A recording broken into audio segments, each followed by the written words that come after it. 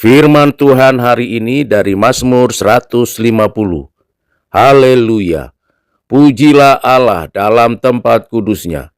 Pujilah Dia dalam cakrawalanya yang kuat. Pujilah Dia karena segala keperkasaannya. Pujilah Dia sesuai dengan kebesarannya yang hebat. Pujilah Dia dengan tiupan sangkakala. Pujilah Dia dengan gambus dan kecapi. Pujilah Dia dengan rebana dan tari-tarian. Pujilah Dia dengan permainan kecapi dan seruling. Pujilah Dia dengan ceracap yang berdenting. Pujilah Dia dengan ceracap yang berdentang. Biarlah segala yang bernapas memuji Tuhan. Haleluya. Berbahagialah kita yang menyimpan firman Tuhan, mengertinya dan melakukannya di dalam kehidupan setiap hari. Saudara yang kekasih di dalam Kristus, Mazmur 150, puncak doksologi seluruh nafas memuliakan Allah yang maha mulia. Mazmur 150 ini merupakan klimaks teologis dan liturgis seluruh kitab Mazmur. Setelah perjalanan panjang, ratapan, doa, pengakuan dosa, dan pengharapan, kitab ini ditutup dengan seruan pujian universal yang tanpa syarat dan tanpa keluhan. Secara struktural, Mazmur 150 sangat ringkas namun padat.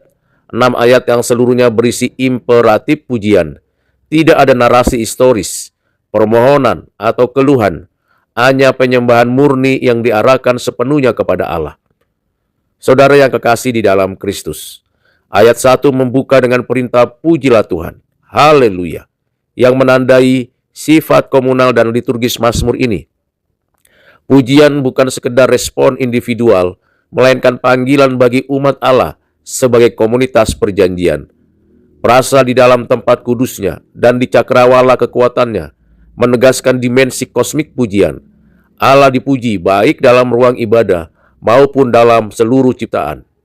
Ridderbos menekankan bahwa di sini batas antara liturgi dan kosmos dihapuskan. Ayat 2 memusatkan alasan pujian dan perbuatan-perbuatan yang dahsyat dan kebesaran yang hebat. Pujian bukan tanpa dasar, melainkan berakar pada tindakan penyelamatan dan kemuliaan Allah dalam sejarah. Matthew Henry menafsirkan ayat ini sebagai ringkasan seluruh sejarah penebusan. Segala karya Allah, penciptaan, pemeliharaan, dan keselamatan menjadi bahan bakar utama pujian umatnya. Saudara yang kekasih di dalam Kristus, ayat 3-5 menyebutkan berbagai alat musik dari sangkakala hingga ceracap yang berdenting. Secara eksegetis, daftar ini melambangkan kepenuhan ekspresi pujian, bukan sekedar preskripsi liturgis yang kaku. Calvin menekankan bahwa alat musik bukan inti pujian, melainkan sarana pedagogis untuk membangkitkan hati manusia yang lemah agar terarah kepada Allah. Inti pujian tetaplah hati yang tunduk dan iman yang benar. Keanekaragaman alat musik mencerminkan keragaman umat Allah. Secara teologis ini menegaskan bahwa pujian melibatkan seluruh aspek kemanusiaan, emosi, kreativitas, dan komunitas, tanpa kehilangan orientasi kepada Allah. Ridderbos melihat daftar alat musik ini sebagai simbol eskatologis, pujian akhir zaman yang melibatkan seluruh ciptaan dalam harmoni sempurna di bawah pemerintahan Allah. Ayat 6, biarlah segala yang bernafas memuji Tuhan, memperluas subjek pujian dari umat perjanjian kepada seluruh makhluk hidup. Ini merupakan seruan universal yang melampaui batas etnis, geografis, dan historis. Matthew Henry menegaskan bahwa segala yang bernapas mencakup kewajiban moral seluruh manusia. Hidup itu sendiri adalah anugerah, dan pujian adalah respon yang paling pantas atas anugerah tersebut. Secara biblika, teologis, ayat ini menggemakan tema penciptaan dalam Kejadian 2 ayat 7. Ketika Allah mengembuskan napas kehidupan, pujian menjadi tujuan akhir eksistensi manusia. Calvin menegaskan bahwa pujian bukan pilihan opsional, melainkan panggilan eksistensial. Manusia yang tidak memuliakan Allah sedang menyangkal tujuan keberadaannya sendiri. Saudara yang kekasih di dalam Kristus, Mazmur 150 menutup kitab Mazmur tanpa kata amin. Formal, seolah mengundang pembaca untuk melanjutkan pujian itu dalam kehidupan nyata. Kitab Mazmur tidak berhenti, ia berlanjut dalam hidup umat Allah. Reader Boss melihat penutup ini sebagai jembatan eskatologis. Pujian sekarang adalah pendahuluan pujian kekal di hadapan takhta Allah, sebagaimana digambarkan dalam Wahyu 5 dan 7. Secara spiritual, Mazmur 150 membentuk iman yang berorientasi pada kemuliaan Allah, bukan pada pemenuhan kebutuhan manusia. Pujian menjadi tujuan, bukan sekedar sarana.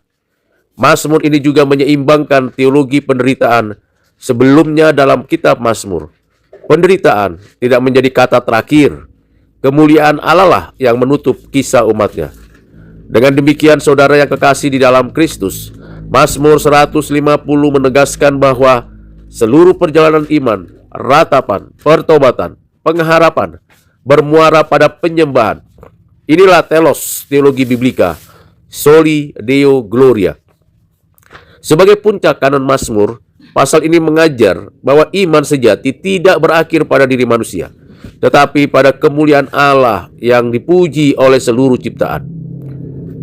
Setelah dibaca dan saya jelaskan, saya sampaikan dengan singkat Mazmur 150 ini, saya mengajukan 3 implementasi dalam konteks kehidupan kita saat ini.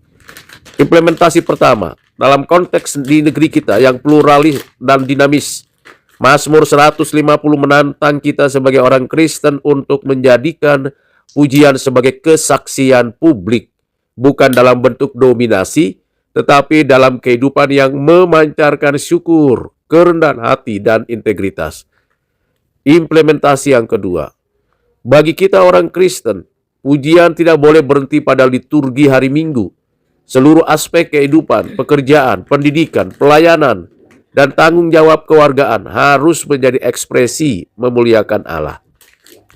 Dan implementasi yang ketiga, Mazmur 150 memanggil orang Kristen dimanapun berada untuk hidup sebagai doksologi yang berjalan, menghadirkan kemuliaan Allah melalui kehidupan yang adil, yang damai, dan penuh kasih, sehingga segala yang bernafas di negeri ini dapat melihat dan memuliakan Tuhan. Dengan berakhirnya pembacaan, perenungan, dan devosi dari Mazmur 150 ini, maka kita mengakhiri pembelajaran kita dari kitab Mazmur. Kita bersyukur untuk hal tersebut, dan bagi saudara yang belum pernah mendengar atau yang sudah mendengar sebagian saja, silakan untuk mengikutinya dari Mazmur 1 sampai 150 melalui kanal YouTube ini, dan silakan saudara akan belajar kembali dalam kitab-kitab yang lain sehingga kita makin diperlengkapi dan bertumbuh dengan pengertian yang benar melalui firman yang diberitakan, dibaca, dan disampaikan kepada yang lain. Tuhan Yesus memberkati saudara sekalian. Amin.